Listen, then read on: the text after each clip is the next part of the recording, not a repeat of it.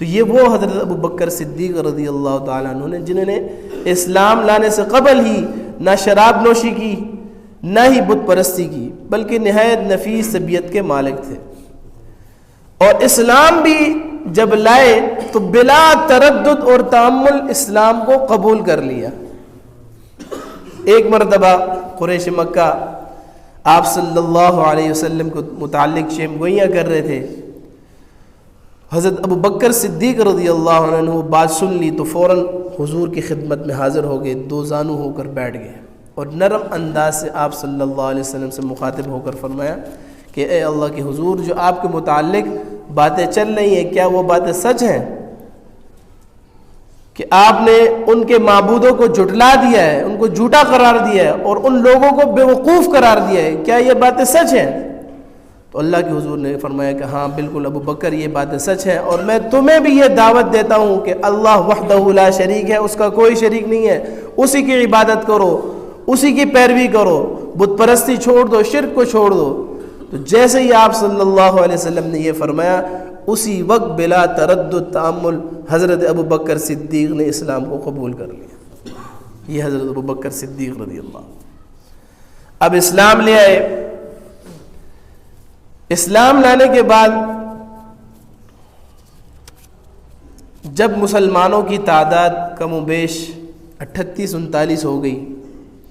اس وقت جو مسلمان ہوتا تھا تو وہ اپنے اسلام کو مخفی رکھتا تھا، آپ صلی اللہ علیہ وسلم کے حکم کے مطابق پوشیدہ رکھتا تھا، علی الاعلان اس کا اظہار نہیں کرتا تھا۔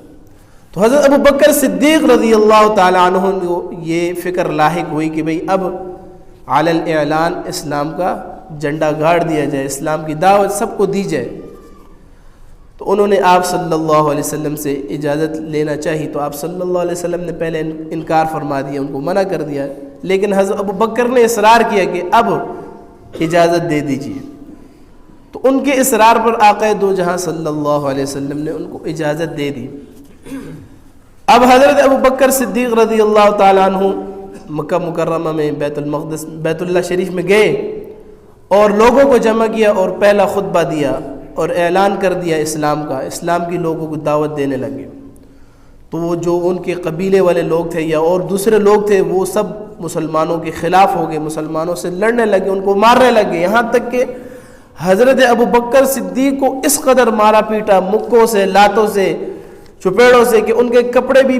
پھٹ گئے اور ان کے منہ سے بھی خون نکلنے لگ گیا، ناک سے بھی خون نکلنے لگ گیا، لہو لہان ہو گئے۔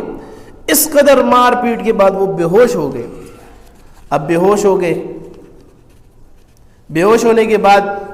حضرت ابو بکر کے گھرانے والے قبیلے والے آئے،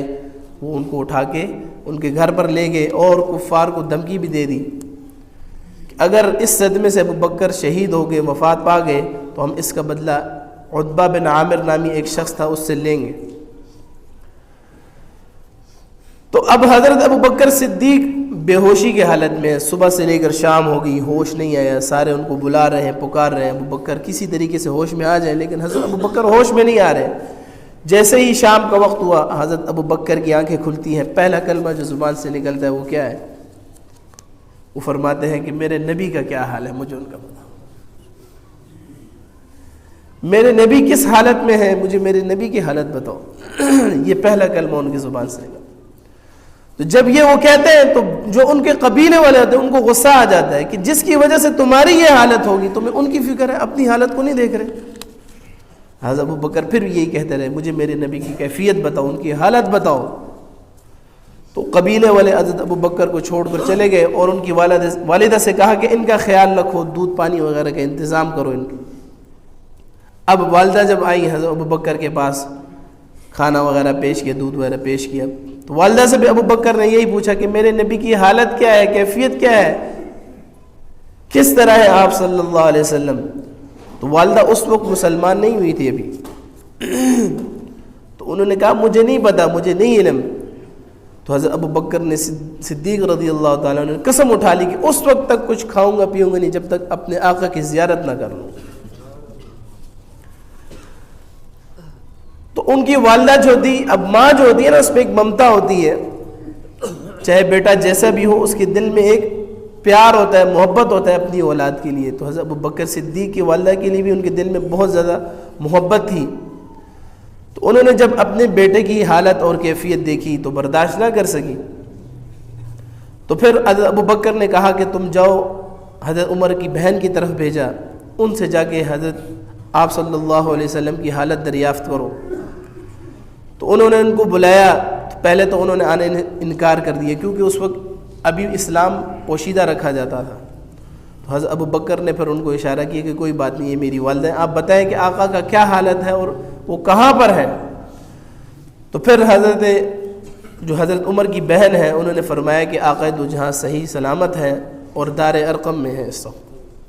تو پھر حضرت ابوبکر نے دوبارہ قسم اٹھا لی کہ جب تک میں خود جا کر وہاں زیارت نہیں کروں گا کچھ کھاؤں گا پیوں گا نہیں۔